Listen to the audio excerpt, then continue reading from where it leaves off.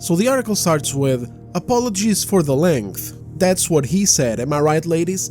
Oh my god, bro. Oh, hell no, man. What the Sorry, anyway, been wanting to say a lot of this for a while. The day leading to the Game Awards 2025 was amongst the most exciting of my life. After 2.5 years of passionately working on Highguard, we were ready to reveal it to the world. The future seemed bright.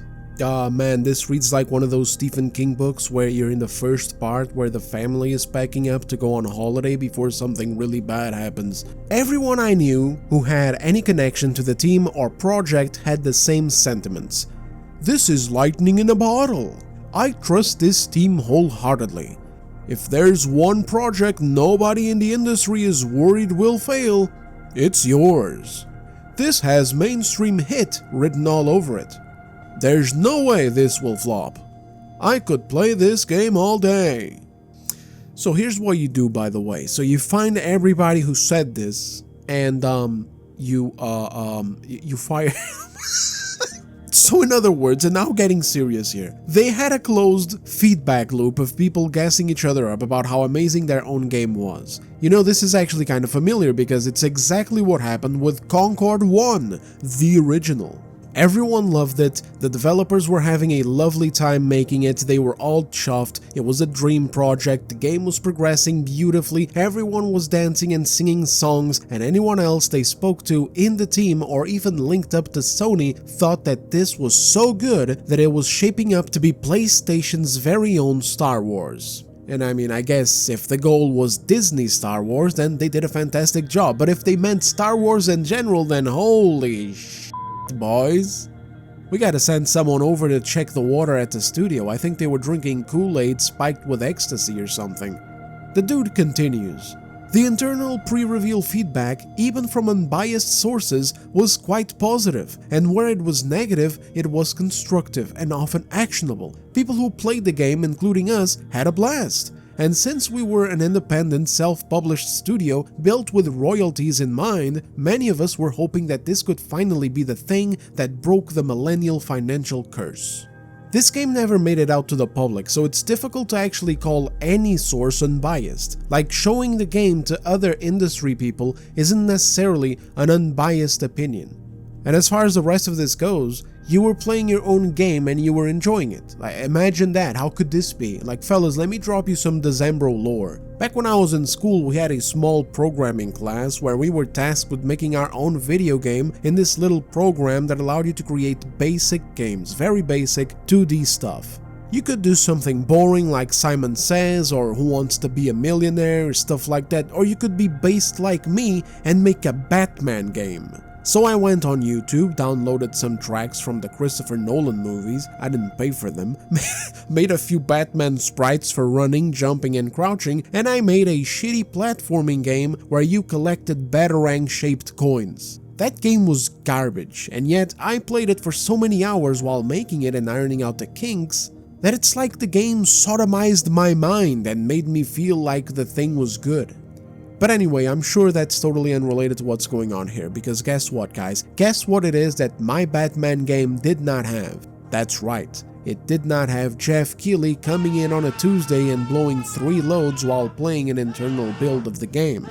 Jokes aside though, this is a textbook example of that same toxic positivity that hit Concord hard. They should have done better testing by running betas or growing the game alongside a community. Instead, they were mashing together a bunch of ideas and just drinking that Kool-Aid like, ah, this is so great, that looks so good, yeah, oh, Susie, great work on John Highguard, he looks so striking. And Mike, I got your notes on putting 3 players versus another 3 players on a map the size of Rhode Island littered with rocks for players to mine. I absolutely love it. Make it happen, boys. Like, the Concord allegations truly cannot be beaten, guys. But then the trailer came out, and it was all downhill from there. Content creators love to point out the bias in folks who give positive previews after being flown out for an event, but ignore the fact that when their negative-leaning content gets 10 times the engagement of the positive, they've got just as much incentive to lean into a disingenuous direction, whether consciously or not. Oh, now I'm mad. You got me mad now. See, I was having a good time and now I'm upset. The reason why people call out bias when you fly out people for a preview event is because you're flying out people to an event, dumbass.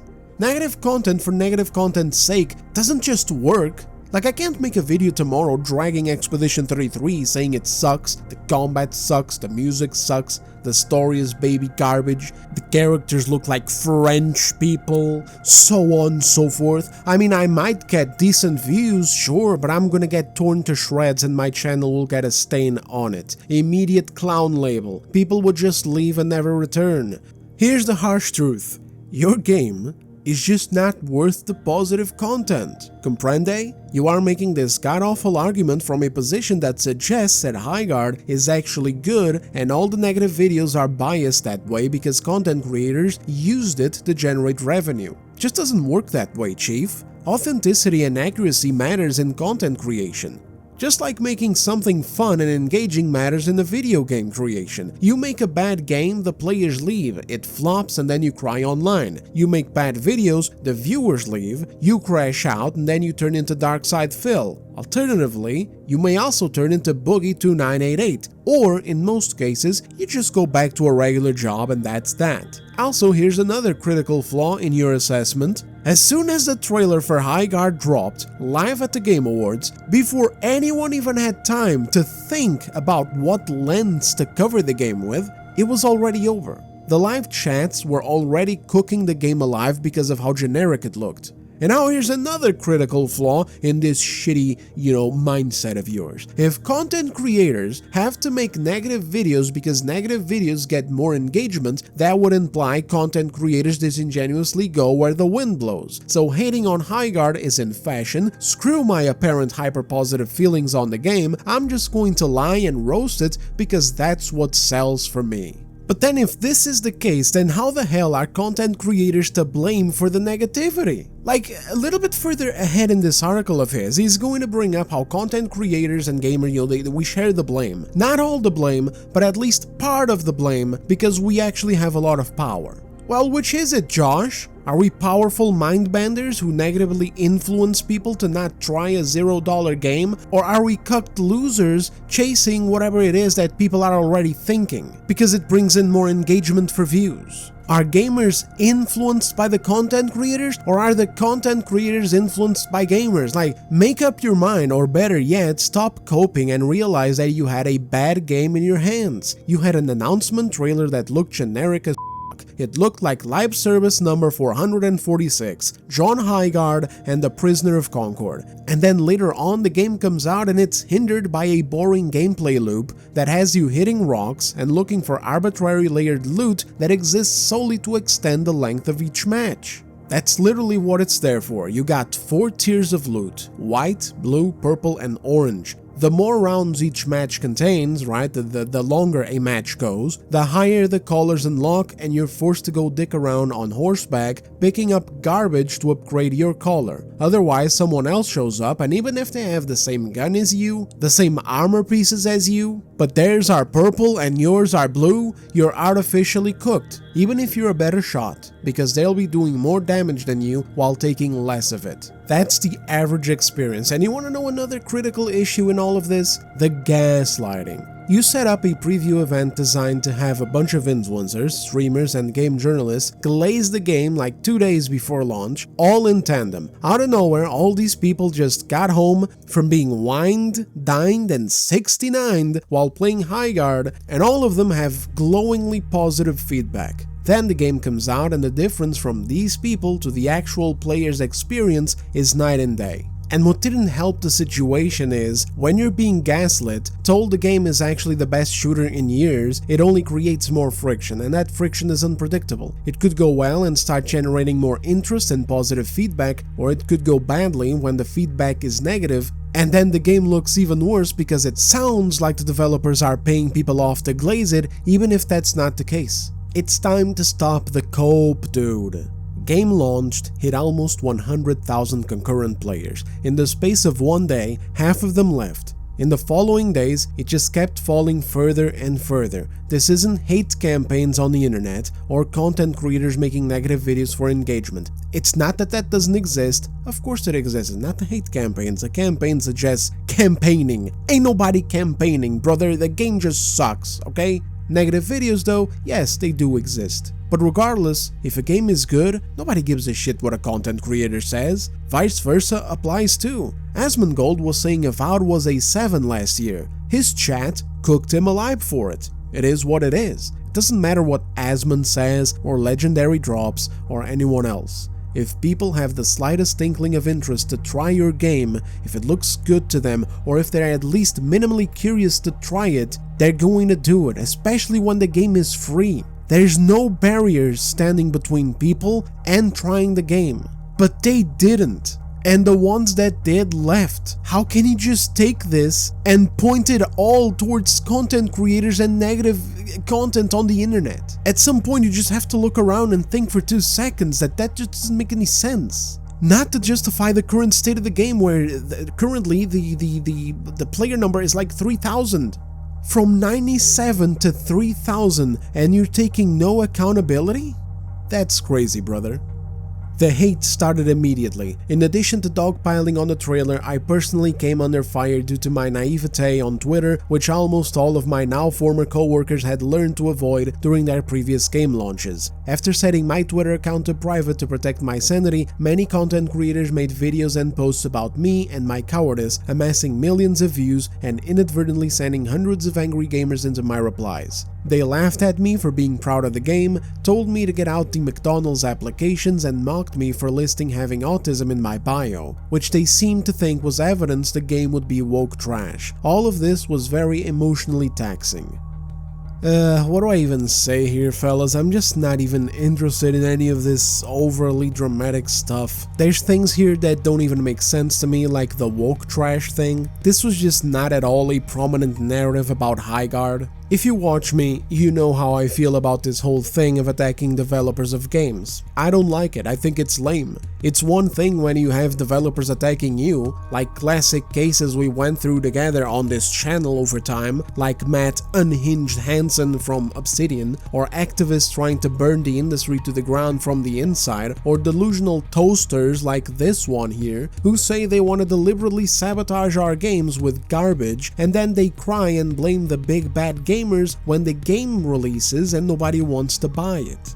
Like, that's one thing, but it's another when it's just a random dude like this posting about his first release or announcement trailer or whatever. Like, leave them be. With that said, I don't even know who this guy is. I never heard of him before. I've never seen his name pass by during the Highguard drama. So I have no idea what he's talking about that content creators made videos on him that got millions of views. I checked this dude's profile. He has 2 posts that aren't at all inflammatory. So without any further context, I'm just moving on. I didn't see any such video. I don't know, like, you wanna know who got millions of views? Matt Hansen. Cause he was unhinged and everybody knows his name. This guy, I don't know what he's talking about. And given the guy referring to memes and shit like that as hate, I would honestly wager they're just being overly sensitive. For example, these are 2 comments that he had in the hidden reply section of his post, so he hid these 2 comments. Like, these 2 comments were apparently too much,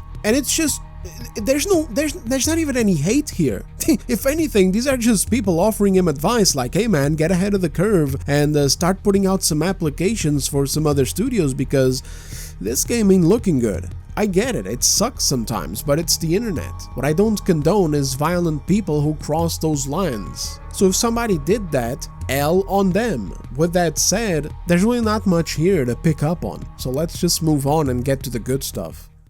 There is much constructive criticism that can be and has been said about Highguard's trailer, marketing, and launch, but I don't think it's my place to commentate on that. I also don't think there's any way to know whether the launch would have fared better or worse without the massive spotlight that was thrown onto us in response to the Game Awards trailer placement. But we never got that chance. Guys, I don't want to be cringe or anything, like I don't want to be like one of those essay tubers who point at one thing and turn towards the mic like, and there it is, dear viewer, the Achilles heel, the proof of where it all went wrong. But it is funny to me that when it comes to palpable stuff, such as discussing constructive criticism that should be said for the trailer, marketing and launch, the dude says it's not his place to comment on it. Like, what do you mean it's not your place to comment on it? You're a game developer. In this article, you complain about hate that's thrown at the game, like, okay, so you don't want to look through the hate and then try to find a single common thread, such as, for example, acknowledging that there's something deeply wrong with the game. No, instead you just go, no, the hate is because content creators made meme videos about the game. But now you don't want to engage with the constructive stuff either? This is such a red flag for toxic positivity too, like I could see this being thrown around in the studio. Like people preferring to stay quiet internally instead of saying, hey guys, are we sure we need this game to be such a messy mashup of other games? Hey guys, is this the art style we should really go for? Isn't it overdone? Isn't it kind of cartoony and childish? Don't, shooter players usually prefer something else? Hey guys, shouldn't we launch with more modes of play rather than a 3v3? Hey guys, is 3v3 really the way to go when we're horsing around looking for crystals for elongated sections of the game that break the flow? We're probably getting back to follow up on this point later, but for now, the Jeff Keighley situation. I already said before that pinning it on Jeff Keighley doesn't make sense either. Yes, he absolutely did put a spotlight on the game that it would naturally not have. If it was at the start of the show or in the middle, the game would have just been kind of forgotten, just yet another live service in the middle of a bunch of trailers. No major dramatics, maybe just some jokes, and that's probably it. But that itself is still a major problem. Not that long ago, Wildlight was said to have expanded to 100 developers. I also mentioned this in the previous video talking about how a delay could be very expensive, because they got 100 mouths to feed working on this thing. Now, 2 weeks after launch, the studio is already flushing all these people down the toilet. Mass layoffs at Wildlight. Most of the damn team just got nuked because this game has been continuously falling in player count. Now, I don't want to do too much math in this video because I have a reputation to keep as a patented dumbass.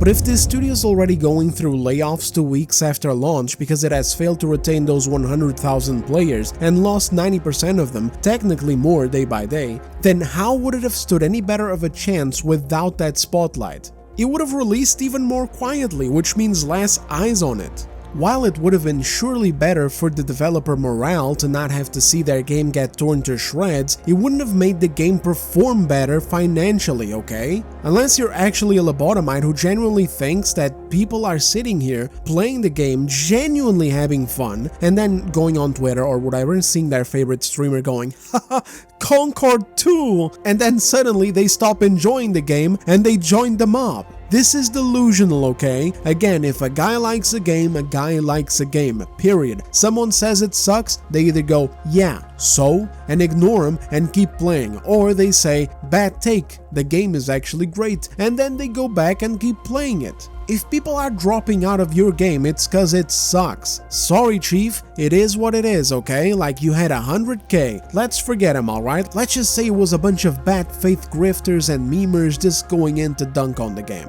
Why didn't it hold 50k? Why didn't it hold 40? Why didn't it hold 30? Why not 20 at least? Why is it still falling now, even from 10k? Like, my dude, what the is going on here, man? Am I on candid camera? Is this an SNL skit? Am I about to be surprised like, haha, gotcha, you just got punked?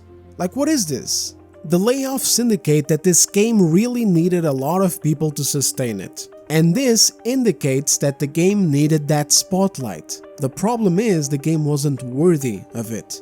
Which, leads me to having one more thing to get off my chest. How about you turn that blame towards the management? Like seriously, management cooked you guys. They hired 100 people fully knowing they couldn't afford them unless the game was a huge hit and got a ton of concurrent players. Didn't they think or prepare for a plan B in case something went wrong? This just makes it look like the game was hanging on by a thread. Unless this is the plan B and management is actually based and is reverting back to a skeleton crew to try and salvage what they have have, while also saving precious budget money as they find a path to success without the extra weight. If this is the case, I wish them all the luck, honestly. Like, I don't need to be negative to please my audience. Shit, if I was a straight up heartless jackass, they would probably call me out. There's a decent game somewhere in here, but it's buried under garbage that gets in the way. If I wanted to horse around, I'd play Red Dead Redemption. If I wanted to start each round fortifying walls and the goddamn fortifications are never enough, I'd play House Flipper. If I wanted to go hit rocks or collect loot, I'd go play Minecraft and Fortnite. It is going to be difficult to break that image of the Concord 2, but games like No Man's Sky managed to do it before. Cyberpunk also did it as a single player example. It's not an impossible task, it's just a nightmare difficulty one. And that's why sometimes it leads people into thinking that maybe it's just not even worth it and you may as well just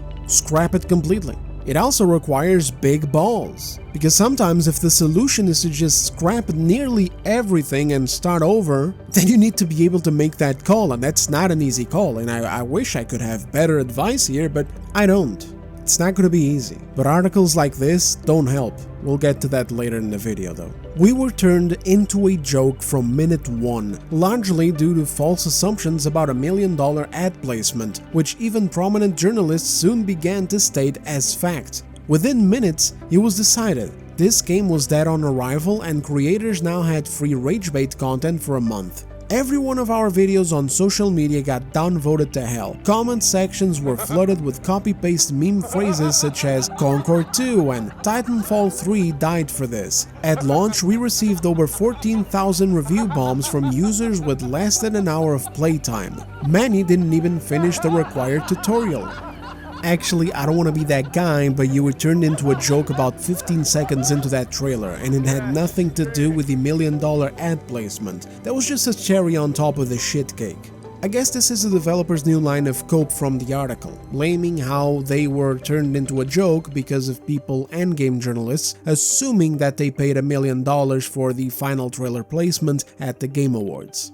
But no. It was because the game looked like Concord 2. That's it. And by the way, I'll get a bit serious here for a second. That line, I know sounds like a meme, but it has truth to it. You just need to understand what it is that people mean when they say it. And what they mean is, here we go again with yet another studio coming out with yet another "oh look at me and how special I am" video game that is meant to be amazing, a new breed of shooter as the trailer itself stated, and then it's just yet another goddamn live service that looks like all the other live services that we're already sick and tired of. Now at the time, people didn't know exactly how the game was played, and that was the only grace that there was. I can understand developers roasting gamers for that one, like you didn't even know how it was played. But fellas, I don't know what to tell you. Pattern recognition isn't always correct, of course not, but sometimes it lands right on target, and this was one of those times because from the look of the game, the look of the characters, the art style, etc., people just got this feeling that it was going to be just another live service that doesn't stand out from the crowd, and they were right. That's what the Concord 2 thing means. It's kind of like, ah, fuck, here we go again. Another live service jumping into the trend. It's a feeling that already existed even before Concord. It's just that that game became such a laughable disaster that now it's a meme. That's what turned it into a joke right away. And by the way, this might be a December 1st, but I'm also going to be defending game journalists right now, so hang on to your seats, fellas. I got you, homie. If usually you have to pay for the final slot at the Game Awards, and this game was the final trailer, it is not unnatural to assume that they paid for it. In fact, it's far more natural to assume that's what happened, rather than Jeff Keighley soying out so much about this one game that he skipped out on $1 million just to give it away for free. Besides, when that was cleared up, they corrected it, which is more than what people can say for what usually happens with these fucking media companies, where they'll accuse studios of doing things they didn't, like the studio behind Black Myth Wukong, and never correct the record. So genuinely, just stop bitching about this, dude, like it's embarrassing and it makes you look like you expect gaming news outlets to protect you rather than report the news, which is actually a general problem we have in games media. They go out of their way to protect the corporations or studios they favor, like the Dustborn one for example, and shield their products, just like they did for Highguard when the game was out. Besides that, I'm not going to bother with the rage bait dig. You released a terrible trailer that was the mockery of the Game Awards of 2025 the moment it was shown. Of course people were going to end up covering it. It was a funny and unique situation. Usually the last trailers are reserved for banger games. Last year it was reserved for a banged up game. And it's impossible not to laugh. I mean, come on, as soon as you see this guy right here, John Highguard and his haircut, it's impossible not to laugh. Oh, here we go, boys. Hang on to your seats. We got John live service in the house. I also hate how, once again, all he brings up is rage baiters while ignoring constructive criticism or warning calls from content creators. Everyone just kinda gets lumped in to fit this narrative of his of being a great victim. Oh, poor me. I, for example, didn't even make a video about the game until we were days from launch. Other content creators covered the drama and offered valuable advice like, hey, we need more footage, please give us more videos showing how the game is played, hey, please, let's do some kind of play test, let's get some people involved, let's see how the game actually works. And there was zero response and zero engagement from these people, from these developers. Zero. Not a single post, not a single word, not a single bit of action. Why aren't we talking about that? Also, lastly, as for the review bombs, while there surely are some, I will not deny that being turned into a meme is going to end up in some review bombing, of course it is. The fact is that you don't need an hour of gameplay to figure out whether you like this game or not. I ended up playing several matches to get footage for videos that I was going to make and really give it the best chance that I could. But genuinely, I wanted to quit from round 1 because of the way the game breaks the flow and forces us to monotonously run around mining crystals and collecting loot. Ah, but Des, what the hell, man? Just gonna play one round, you're going to dislike it and you're gonna wanna move on? Yes, guys, I am, because there's way too many good games to be playing. Life is short. Have you seen the news lately? I don't want to waste my time playing a game I'm not enjoying, and neither does anybody else. Okay, let's bring it back down, okay? Look, this is what the game loop is like. You spawn and you have to fortify walls. That's it. You don't even have traps or anything that you can lay down to make it more exciting or add more depth to the system that they built. You got nothing, okay? You can fortify 5 walls each, that's it. Then you head out and you start collecting crap with nothing happening. It's monotonous, it's boring, it immediately makes me want to quit. You're just riding around looking for loot and crystals to mine. Then, finally, something happens. The shield breaker drops. Everyone runs to get it, and this finally generates some PvP gameplay. One team eventually gets the shield breaker and attacks the other team's base. This entire section of the game was solid. There was actual shit happening, because you got one team attacking and one team defending all in one concentrated area. One team has to plant 3 bombs. If the bomb gets planted, the other team can go and defuse it. You know, it's a fight for control and it's exciting, like something's happening. But then, once the timer runs out, bam, sharp drop, the match resets, and you're back to being bored out of your skull, collecting more garbage and mining more crystals. Rinse and repeat 1 or 2 more times, until one of the teams win. That sharp stop to the game's flow made me wanna rage quit. 3 versus 3 in gigantic maps, who thought of that? Also, who thought of no other modes? You have one mode in this goddamn game, so of course people play it, they get bored, they get back to the main menu to check if there's anything else that they can play, and there's nothing. So of course they quit.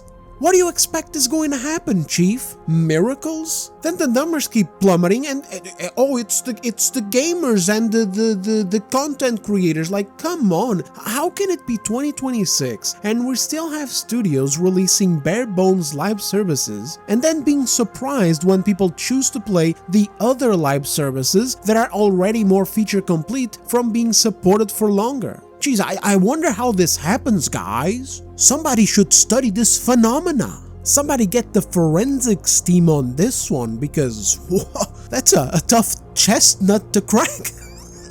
Sir, the numbers are back from the lab. It sounds like our game sucks. No, that's impossible, Johnson. Run the numbers again.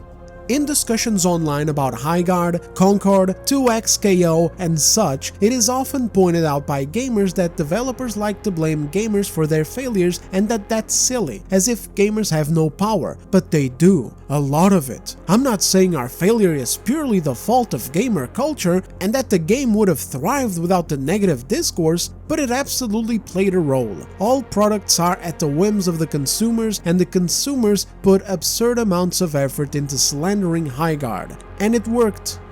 And here it is, fellas, the me bullshit and flipping the blame to gamers and content creators as if we run some kind of club or something where we just gather together and we decide out of nowhere that we're going to tank a game with slander.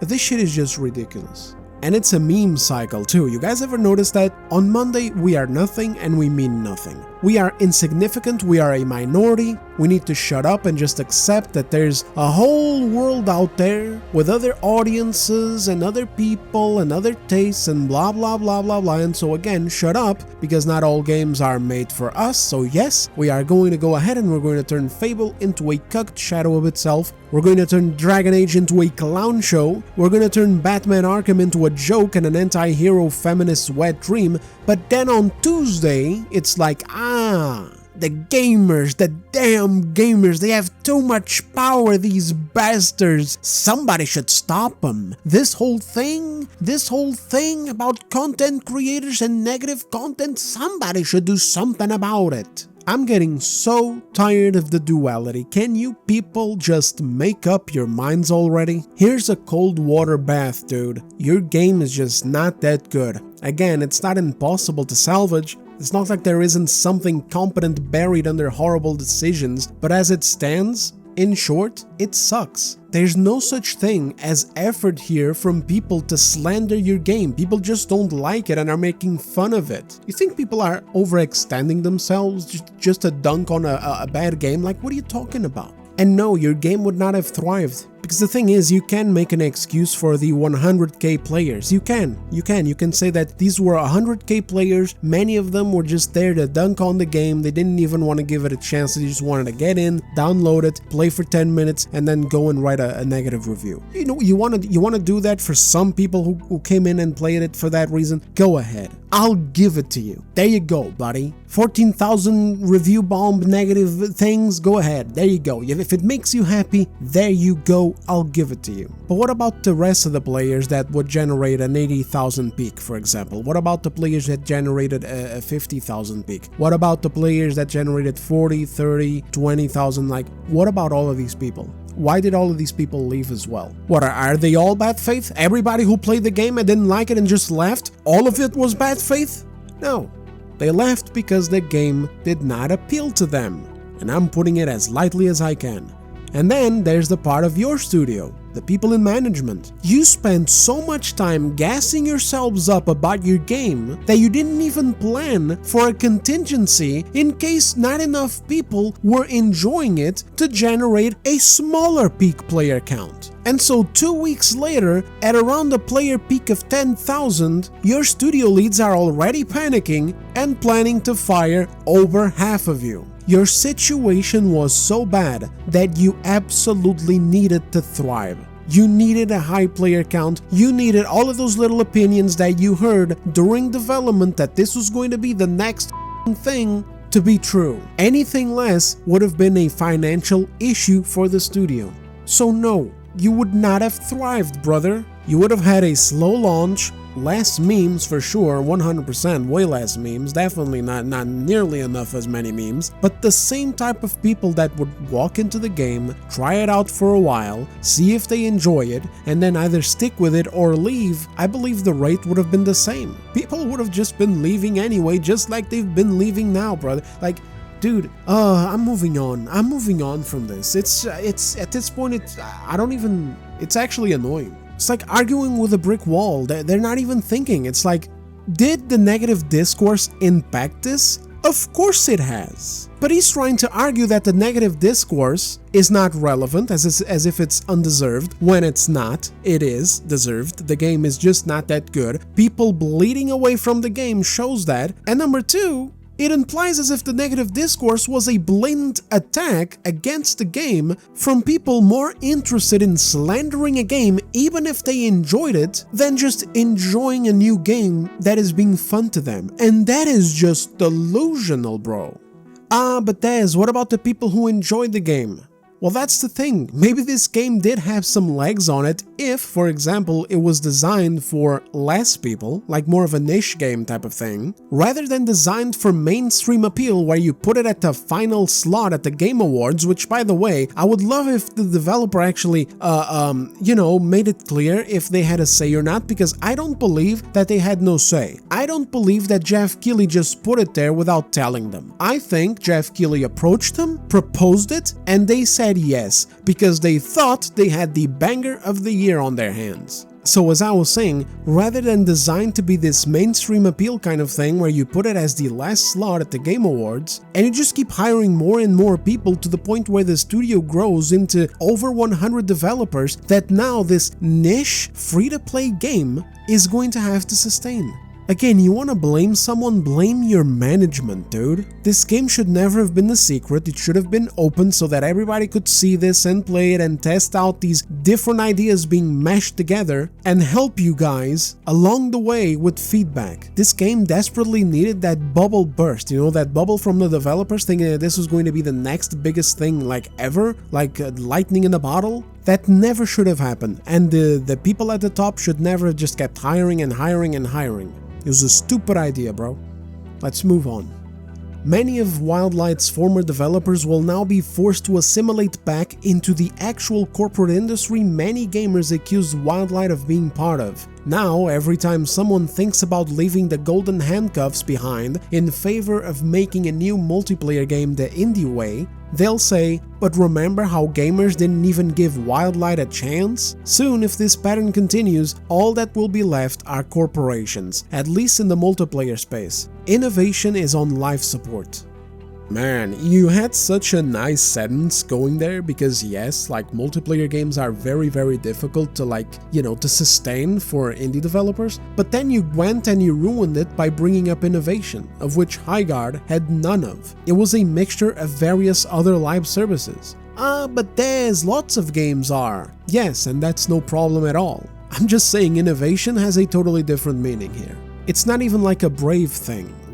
Everything in this game looks so safe. Like it was made to try and be for everyone and ending up being for nobody, or well, being for a very small audience. Here's another thing that bothers me about this section of his. It's a total corruption of the truth and of what the indie space is. The reason why people looked at Highguard and were immediately checking out is because it looks like another Corpo Slop live service shooter. It looks like it was something made by EA or Activision or Sony, etc. Why leave those companies and do it the indie way if you're just going to make the same thing and run your business the same way that they run it? Where's the indie connection with the crowd? Where's the beta? Where's the open playtesting to start taking in player feedback and requests from the community? Why did you keep the game a big secret and only let industry people play it? That's not what indie studios generally do. They tend to be far more open and then use that player feedback to turn into quick dynamic changes and updates without having to worry about corporate red tape. Every decision made here makes this look like it was made by a big company, even down to the decision of growing the team to 100 developers. Like, what the fuck is that for? Why do you need 100 people to keep a free-to-play game going? This isn't smart. It sounds like something EA would do and then follow with layoffs, kinda like what just happened. Also, the idea itself, again, this got mocked to hell and back because it looked generic as hell. Why is it that this is the idea you guys come up with and Diesel Knights is the idea that some random dude comes up with? Diesel Knights is what gives off true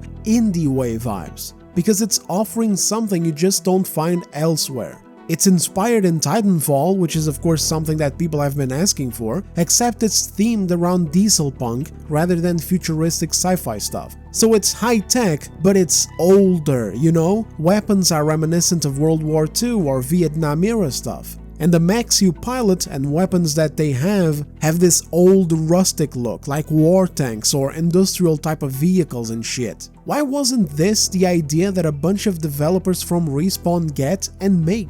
This should have been Highguard, dude. It should have been this, but you know, with the top resources and financial backing that Wildlight had. Instead, we got something that looks like generic fantasy stuff, like sorry, again, it is what it is. It's just very overdone. No diss to the artists here, but it's just everywhere. Even the concept of hitting crystals is funny. It's insane to me that this is going right over their heads. They speak of indie way, but literally come up with the same exact kind of idea the corporate games industry would come up with, which is why they suck in the first place. They can't get cool ideas like these anymore. Not even the smaller studios they acquire. They just keep going for the safest thing possible. Whatever is like the thing that's most inoffensive, the thing that is least adventurous, because you never know, it might just be too much risk. This is why that French dude had to quit Ubisoft and start his own studio to be able to make Expedition 33. Because Ubisoft wouldn't do that. Ubisoft would never take the risk to make a smaller game that looks like it'll be less appealing,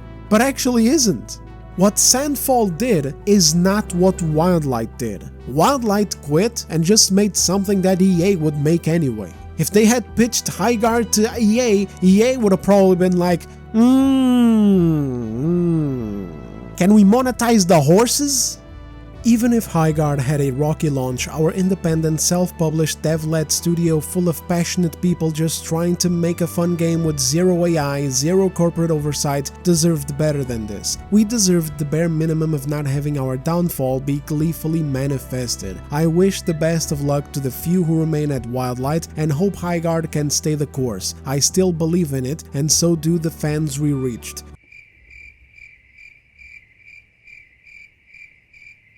Who continue to champion it on subreddit, Discord, Twitch, and social media. Even though this adventure has come to an abrupt and emotionally challenging close, I don't regret 1 second of it.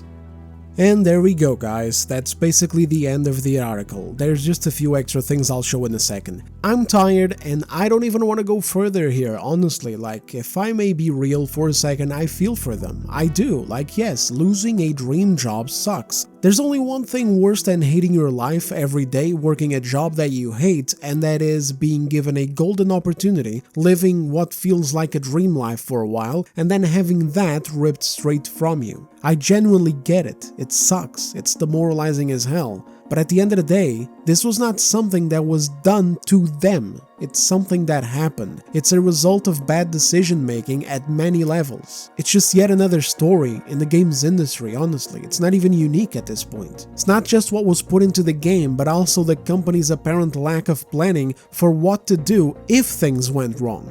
And also a total lack of foresight, expecting everything to go right even though they were releasing a bare-bones experience with just one game mode that shouldn't even have been 3v3 at launch to begin with. I don't like the way the dude brings up the word deserve. It's just a useless word here. It's like, we didn't deserve to lose our jobs, or the game deserved better, but what does that really mean at the end of the day? The game is still not good. Period. End of story. That right there is as solid as it gets. It's been continuously losing players. It is quite literally failing to retain a player base. Launch reaction aside, over a month later it had the best chance it could get, with Jeff Keighley further pushing the game and a bunch of content creators coming out and telling people it's actually amazing when you actually touch it and play it for yourself. 100,000 people go in and gradually over 90% of them leave. At this point, it's time to stop acting like a victim of some kind of stupid-ass campaign. It doesn't matter. If your game was at least minimally interesting, people would still be playing. So what is this whole deserve narrative about at the end of the day?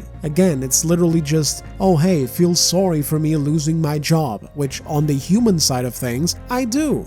Bro was living in Cloud 9 and now the dream is over, but that still doesn't make this game good, and it still doesn't make them a victim of some weird thing that just targeted them like, nah, fuck you, your game is going to fail because I am Evilman, I am Darth Vaderson, and I'm here to dunk on your games. Even though I like them, that's me, Darth Vaderson. I enjoy your game, but I'm going to kill it anyway because I'm retarded, I guess, I don't know. Like, there's games out there that I do say, oh man, this game deserved better, but that usually comes down to these games getting small exposure or going through financial issues. Like, hey, Ashes of Creation, for example, or that other one that was also ended not that long ago, the other MMO, New World, I think it was, New World Eternum or something like that. These are games people enjoyed and were hoping for and got shanked from conditions that just suck. But such is not the case with Highguard. Highguard? It's just kind of ass, you know what I mean? And all of this, by the way, only makes it worse. This article and the kind of discourse and attention that it draws towards the game only makes it worse because it plays on that thing I mentioned before, where it causes this friction. And that's not good. He's actively making it harder for whatever is left of the team to get out from under this shadow, because objectively speaking, he has a devastatingly mid game in his hands that bored 90% of its players into leaving. And instead of just acknowledging that, he's going off with all of this shit. You know, delusional, embarrassing things that have nothing to do with why the game failed. All this just creates more friction and further taints the image of the game. After all this, all that he did further was post a few people, game journalists and content creators that he really liked because they were doing positive coverage of the game. I literally don't care, guys. Like, what do you want me to do? Like, what do you want me to say? It really just further shows this issue of toxic positivity and corruption, if I may say as well, where they just expect games media to come in and protect them, shield them from criticism, shield them from problems, and praise their game. It's weird, and I think it's pretty much useless to argue here. You know, it's the dude's perspective, and that's that. Beyond that, he posted this little image here, which is a drawing as a little homage to his team of technical artists who worked on the game. You know, building the little articulations for the characters, etc. with all their pets on the picture and all that. And in closing, I just have one more thing to say here. This image perfectly encapsulates why the game failed, and I refuse to elaborate further. Okay, and that brings us to the end of the video. Oh, chill out, it's a joke. Thanks for watching. If you made it this far, then damn. Thank you so much for the support and listening to me yap. Hope you enjoyed the video. Sorry for not using Highguard footage the whole time, but what can I say, fellas? I don't have this much exciting Highguard footage. Like I said, most of the matches are hitting rocks and horse riding.